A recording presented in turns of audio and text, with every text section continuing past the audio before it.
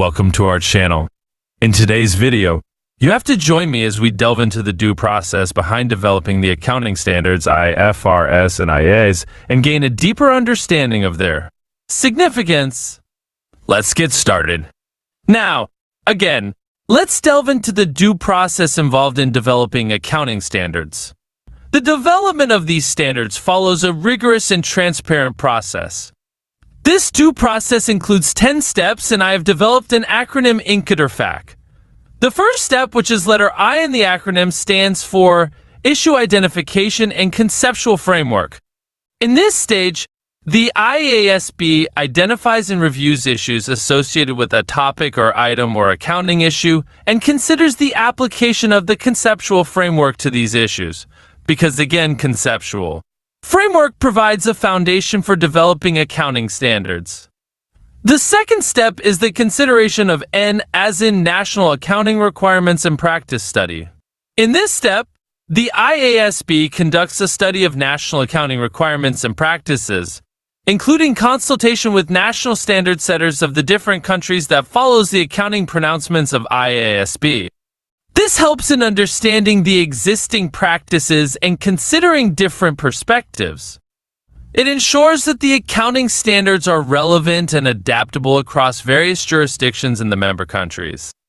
The next is C, as in consultation with trustees and advisory council of IASB. At this point, the IASB consults with its trustees and the IFRS Advisory Council to discuss the advisability of adding the topic to the IASB's agenda. This ensures broader input and consideration of the topic's relevance. Now, before going to the next step, let us answer first who are the trustees and advisory council within the International Accounting Standards Board, or IASB, and what are their functions. Again, the International Accounting Standards Board, IASB, is an independent, private sector body responsible for developing and approving international financial reporting standards, IFRS. The IASB operates under the oversight of the IFRS Foundation, and the IASB is supported by two important groups, the trustees and the advisory council. The trustees of the IFRS Foundation are responsible for the governance and oversight of the IASB. They ensure that the IASB operates in the public interest and fulfills its mission of developing high-quality global accounting standards.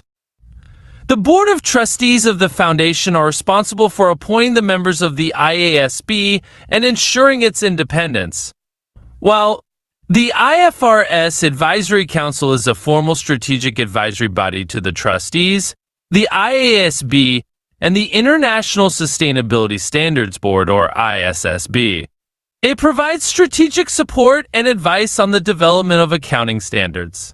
The Advisory Council consists of representatives from various organizations, including the USPAR, or Users of Financial Statements, standard setters, preparers of FS, auditors, and regulators. The council members contribute their expertise and perspectives to the standard-setting process. Both the trustees and the advisory council play crucial roles in ensuring the transparency, inclusivity, and effectiveness of the standard-setting process. They provide input, guidance, and feedback to the IASB, helping to shape the development of accounting standards that meet the needs of various stakeholders in the global financial reporting community.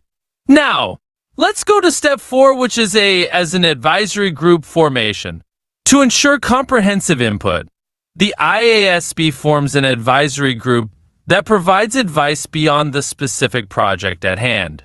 This group comprises experts who offer valuable insights and recommendations. Next is D in this INCADERFAC acronym, which stands for Discussion Document Publishing.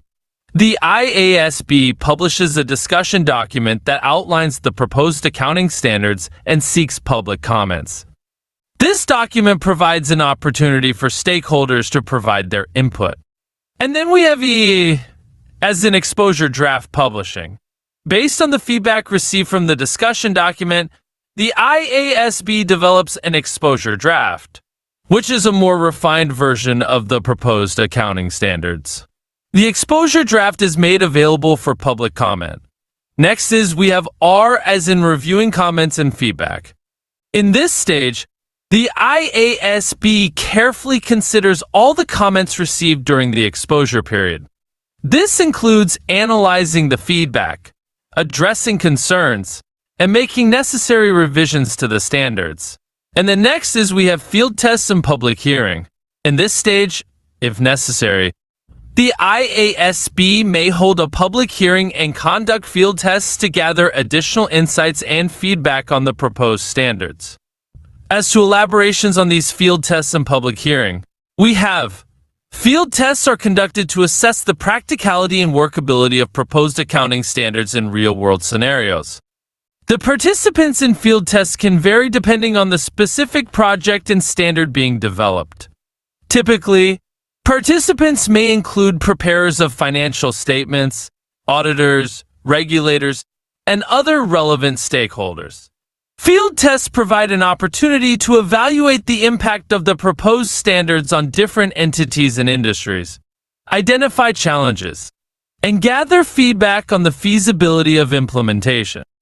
While public hearings are organized to provide a platform for stakeholders to express their views, concerns, and suggestions on the proposed accounting standards, the participants in public hearings can include representatives from various organizations, such as preparers of financial statements, users of financial information, professional bodies, standard setters, regulators, and other interested parties. Public hearings allow for a transparent and inclusive dialogue between the standard setters and stakeholders, enabling the consideration of different perspectives and enhancing the quality of the standards. Next step is the approval and adoption of the standard, where the voting of the members of IASB is done in this stage. The standard is approved by a vote of at least 8 members if there are fewer than 14 members, or 9 members if there are 14 members. Now, let's go to the last step of the due process, which is step 10. We have here the communication of the approved standard, where the IASB publishes the final accounting standard, including the basis for conclusions. This document explains the steps taken in the due process, how the IASB addressed public comments on the exposure draft, and any dissenting opinions from IASB members. And that's it for the due process in making accounting standards.